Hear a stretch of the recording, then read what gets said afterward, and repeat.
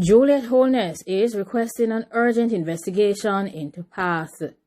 Government parliamentarian Juliet Holness has asked Labour Ministry officials to investigate whether tablets and food items that were intended for PATH beneficiaries have actually made it into their hands.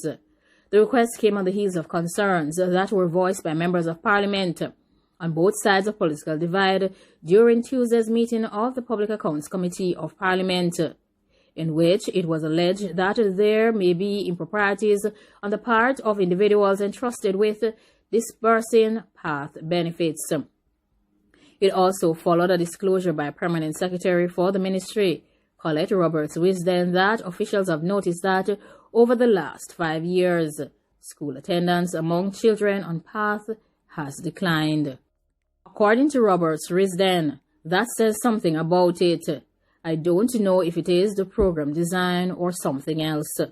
A spot audit was the recommendation by Holness, who is a second-term member of Parliament for St Andrew East Rural, who charged that the most vulnerable were being shafted out of items that they were in need of. The request was also made for persons to go and audit the schools and see what they are giving the children. It was also mentioned that during the pandemic, she did not want to disclose what she saw at one of her schools, what they were actually doing with the food and the supplies that came for the children.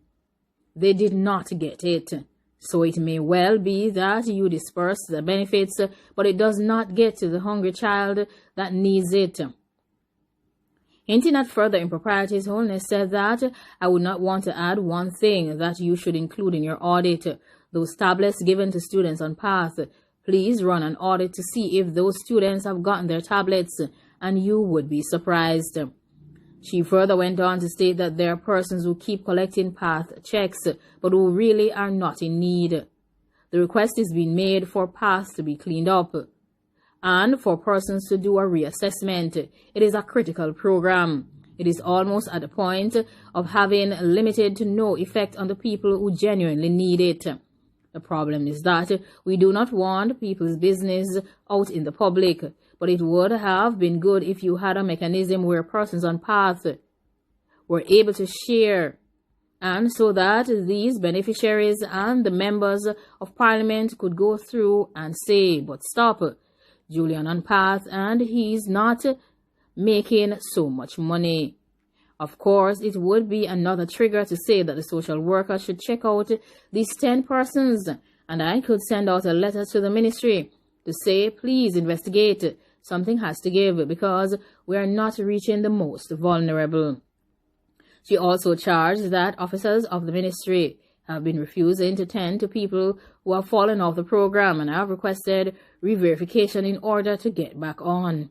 My information is that when asked, officers who are social workers say they cannot come out to do any re-verification because it is pandemic time. Roberts-Wisden responded, I will have to do my investigations. I have not heard that, but will ask my managers to investigate. If that is being said, it ought not to be. According to Juliet Holness, Permanent Secretary, it is easy to verify how many visits have taken place over the pandemic period by the social workers.